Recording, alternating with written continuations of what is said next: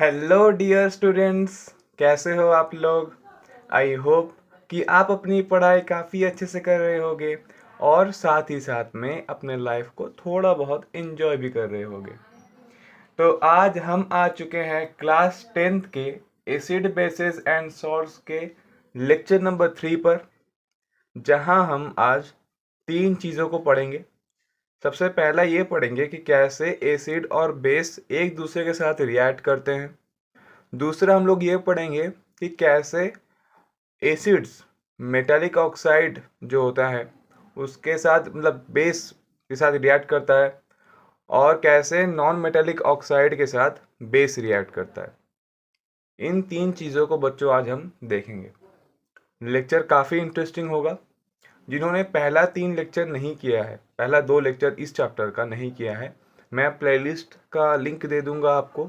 आप description box से directly देख सकते हैं वो 2 लेक्चर्स, और इसको मिला के टोटल हम लोगों ने एसिड बेस और सॉल्ट के 3 लेक्चर्स किए हैं। तो सबसे पहला पॉइंट कि कैसे एसिड्स और बेस एक दूसरे के साथ रिएक्ट करते हैं। तो इसको समझने के लिए बच्चों हम लोग एक बहुत प्यारा सा एक्टिविटी करते हैं ताकि आपको काफ़ी अच्छे से क्लियर हो जाए। तो हम लोग क्या करें, हम लोग ने लैब के अंदर गए और वहाँ पे हम लोगों ने 2 ml डाइल्यूट NaOH उठाया। ओके, ये एक बेस होता है सोडियम हाइड्रोक्साइड जिसका नाम है। ओके, उसे लेकर हम लोगों ने क्या किया, उसमें 2 ड्रॉप फिनोल्फ्थालीन इंडिकेटर हम लोगों ने ऐड किया। कितना ड्रॉप? 2 ड्रॉप। ओके, अब आपको सबसे पहले ये समझ लेना चाहिए कि जो फिनोल्फ्थालीन इंडिकेटर है, ओके, इसका ओरिजिनल कलर जो है वो कलरलेस होता है। ओके, हम लोगों ने बहुत बार बात कर लिया है इस बारे में, और एक बार बात कर लेता हूँ बच्चों कि फिनोल्फ्थालीन इंडिकेटर का ओरिजिनल कलर जो है वो कलरलेस होता है। अगर आप इसे एसिड में डालेंगे तो इसका कलर सेम कलरलेस ही रहेगा, लेकिन अगर आप लोग इसमें इसे बेस के अंदर डालेंगे तो फिर इसका कलर चेंज होकर पिंक हो जाएगा। समझ में आया? याद रहेगा कि अगर एसिड में डालेंगे तो कलरलेस ही रहेगा, और अगर आप लोग इसे बेस में डाल देंगे तो ये पिंक कलर में चेंज हो जाएगा। तो हम लोगों ने अभी क्या किया, बेस के अंदर फिनोल्फ्थालीन इंडिकेटर को ऐड किया। इसका मतलब कलर का सोल्यूशन का कैसा हो जाएगा? कैसा हो जाएगा? जी हाँ, पिंक हो जाएगा। तो मतलब यहाँ पे सोल्यूशन का कलर जो है वो पिंक हो जाएगा। अब उसमें हम लोगों ने ड्रॉप बाय ड्रॉप क्या डाला, फिर HCl सोल्यूशन डाला। क्या डाला बच्चों? HCl सोल्यूशन हम लोगों ने ऐड किया। तो HCl जो है वो तो एसिड है। अब ऐड करने के बाद आप मार्क करोगे कि कलर जो है सोल्यूशन का वो धीरे धीरे कलरलेस हो जा रहा है। क्या हो जा रहा है बच्चों? कलरलेस हो जा रहा है। ओके, और एक टाइम ऐसा आएगा जब एंटायर सोल्यूशन का कलर जो है वो कलरलेस हो जाएगा, कंप्लीटली कलरलेस हो जाएगा। ओके, अब थोड़ा देर बाद हम लोगों ने क्या किया, थोड़ा सा NaO सोल्यूशन फिर से दोबारा ऐड किया। अब आप जैसे NaO सोल्यूशन ऐड करोगे तो आप देखना कि सोल्यूशन का कलर जो है वो फिर से धीरे धीरे पिंक कलर में चेंज हो जा रहा है। समझ में आया? तो इस एक्टिविटी से आपको बच्चों क्या समझने को मिलता है कि जब हम लोग एसिड और बेस को ऐड कर देते हैं तो वो क्या करते हैं बच्चों, एक दूसरे को और एक दूसरे की इफेक्ट्स को न्यूट्रलाइज कर देते हैं, कैंसिल आउट कर देते हैं। ओके, जैसे इस हम लोग ने यहाँ पे जो किया है एक्टिविटी, उसका मैं यहाँ पे रिएक्शन लिखा हूँ कि जब सोडियम हाइड्रोक्साइड एक्वस HCl के साथ रिएक्ट करता है, वो भी एक्वस, तो सॉल्ट और वाटर फॉर्मेशन होता है। NaCl एक सॉल्ट होता है, वाटर तो वाटर होता है। समझ में आया? हम लोग एक जनरल इक्वेशन भी लिख देते हैं, आप इसे नोट डाउन कर, चाहे तो नोट डाउन कर लीजिए पॉज करके। ओके, तो अब हम लोग लिख लेते हैं बच्चों जनरल इक्वेशन। जनरल इक्वेशन हम लोग लिख देते हैं ताकि आपको चीजें याद रह जाए पूरी अच्छी तरीके से कि जब एसिड जो होता है बच्चों, आपका एसिड होता है वो अगर आप बेस के साथ रिएक्ट करता है तो आपको दो चीज मिलता है, एक मिलता है सॉल्ट और दूसरा आपको मिलता है वाटर। ओके, इसको मैं बॉक्स में रखता हूँ बच्चों, ये काफी इंपॉर्टेंट रिएक्शन है।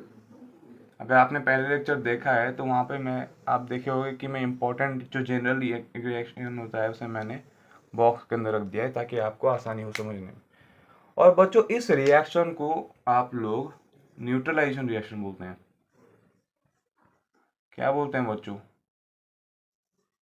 Neutralisation reaction. ओके, तो इसे न्यूट्रलाइजेशन रिएक्शन क्यों बोलते हैं?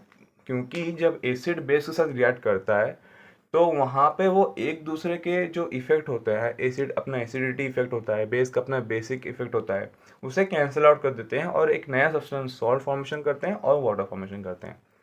क्लियर? समझ में आया?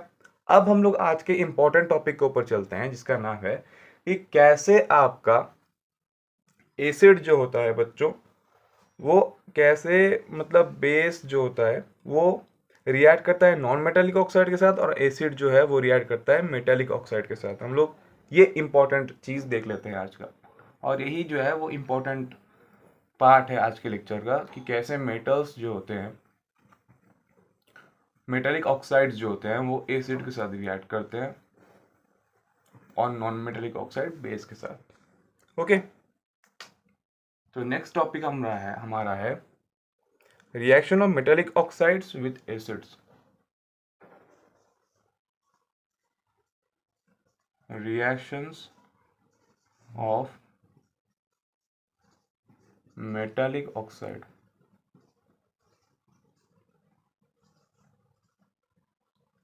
with acid। तो कैसे मेटालिक ऑक्साइड रिएक्ट करता है एसिड के साथ, इसे समझ लेते हैं। तो उससे पहले आप एक एक्टिविटी समझ लीजिए। एक्टिविटी के थ्रू हम लोग समझते हैं बच्चों। एक्टिविटी समझ लीजिए कि हम लोग क्या किए, लैब के अंदर गए और वहाँ पे हम लोगों ने कॉपर ऑक्साइड को उठा लिया। किसे उठा लिया बच्चों? CuO, कॉपर ऑक्साइड को उठा लिया और उसमें हम लोगों ने धीरे धीरे ऐड किया HCl। क्या ऐड किया बच्चों? HCl हम लोग ने ऐड किया। कॉपर ऑक्साइड के अंदर हम लोगों ने HCl ऐड किया और उसे स्टायर करने लगे। स्टायर करने का मतलब जैसे आप चाय के अंदर चीनी जो होता है ना, शुगर, उसको डिजॉल्व करने के लिए आप स्पून का इस्तेमाल करते हो, चम्मच का इस्तेमाल करते हो और उसे ऐसे ऐसे ऐसे ऐसे स्टायर करते हो। उसी तरीके से आप कॉपर ऑक्साइड जब HCl डाल दोगे तो कॉपर ऑक्साइड को ऐसे ऐसे स्टायर करोगे। सर क्या हम लोग स्पून से स्टायर करेंगे? नहीं, स्पून से स्टायर नहीं करते हम बच्चों।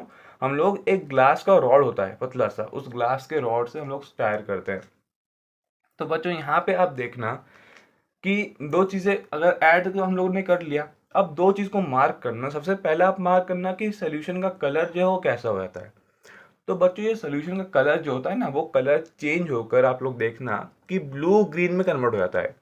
किस कलर में कन्वर्ट हो जाता है बच्चों? ब्लू ग्रीन में कन्वर्ट हो जाता है।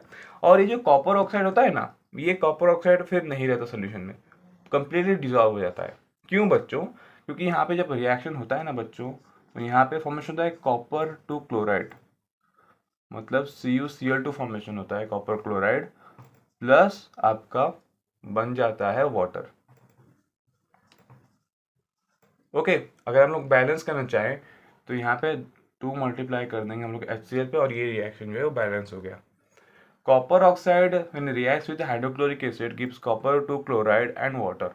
ओके, अब बच्चों देखो ये क्या है आपका, एक सॉल्ट है, ये आपका सॉल्ट है, हाँ? ये आपका वाटर है।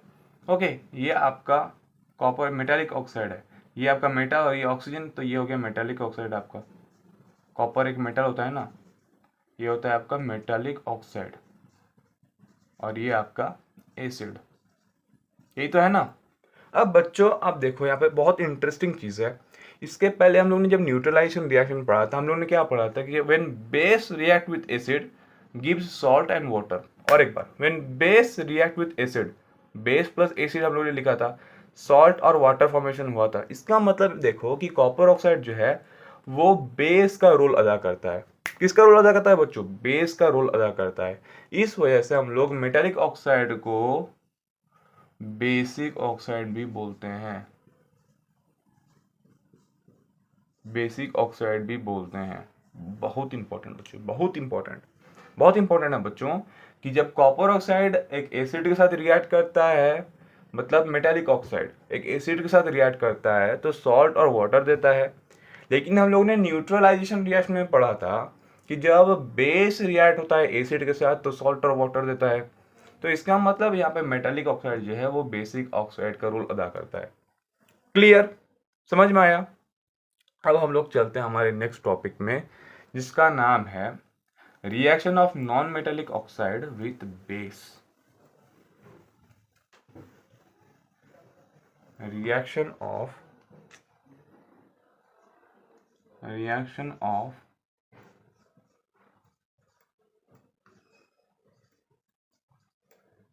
Non metallic oxide with base. अब हम लोग देख लेते हैं कि बेस में के साथ नॉन मेटेलिक ऑक्साइड कैसे रिएक्ट करता है। तो बच्चों, आपने इसके पहले क्लास में आपने पढ़ा था एक रिएक्शन, जहाँ पे हम लोगों ने क्या किया था, सपोज जो लाइम वाटर होता है ना, कैल्शियम हाइड्रोक्साइड होता है, उसको हम लोग जब कार्बन डाइऑक्साइड के साथ रिएक्ट किया था तो कैल्शियम कार्बोनेट और वाटर फॉर्मेशन हुआ था। कैल्शियम हाइड्रोक्साइड, मैं लिख देता हूँ वो रिएक्शन ताकि आपको समझ में आ जाए। ये था आपका aqueous, calcium hydroxide when reacts with carbon dioxide CO2, ये आपका गैस था।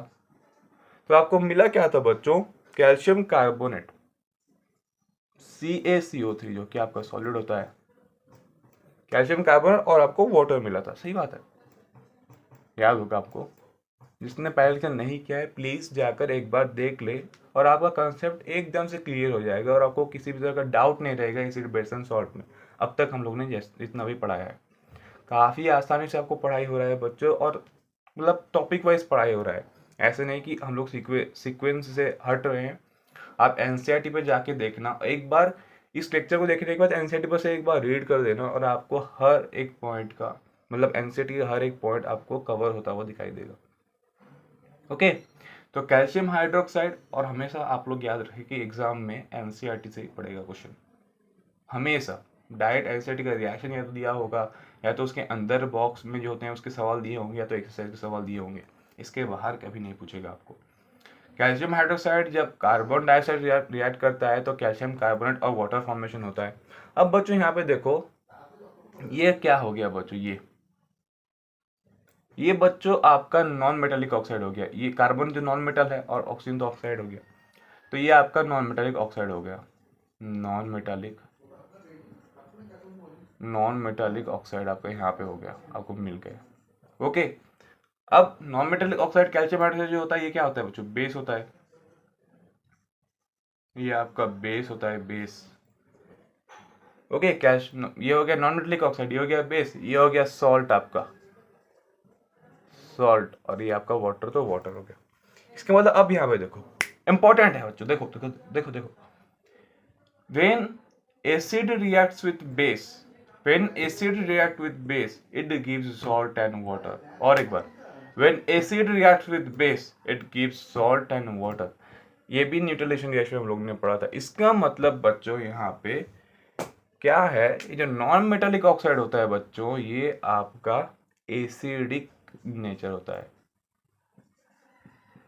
एसिडिक नेचर का होता है। Clear, concept clear. हम लोगों ने ये देखा कि नॉन मेटालिक ऑक्साइड, या फिर चाहे वो मेटालिक ऑक्साइड हो, जब वो एसिड या फिर बेस से रिएक्ट करता है तो वो सॉल्ट और वाटर ही देता है। ओके, अब जब हम लोगों ने यहाँ पे देखा कि non metal oxide carbon dioxide है और कैल्शियम हाइड्रोक्साइड बेस है, जब ये दोनों रिएक्ट करते हैं तो एक सॉल्ट और वाटर देते हैं। न्यूट्रलाइजेशन रिएक्शन में यही हुआ था कि जब कोई एक एसिड रिएक्ट हो रहा है बेस के साथ तो सॉल्ट और वाटर दे रहा था। इसका मतलब नॉन मेटालिक ऑक्साइड जो है यहाँ पे एसिडिक नेचर का होता है। क्लियर। तो आज के लेक्चर में बस इतना ही। काफ़ी छोटा छोटा लेक्चर आ रहा है ताकि आपको समझने में और आपको पढ़ाई करने में इंटरेस्ट बना रहे। ओके, आप देखना, इस लेक्चर को देखने के बाद NCERT पढ़ना एक बार, और कोशिश करना और बताना कमेंट कर कर कि क्या आपको समझ में आ रहा है या नहीं, या फिर हम लोग कहीं NCERT से डिवेट नहीं हो रहे हैं ना, या फिर सीक्वेंस से हट तो नहीं रहे हैं ना। आप ज़रा कमेंट करके ज़रूर बताना कि ये लेक्चर आपको कैसा लगा। तब तक आप इसे रिवाइज करते रहे। हम लोग मिलते हैं आपको नेक्स्ट क्लास में, तब तक के लिए ऑल द वेरी बेस्ट।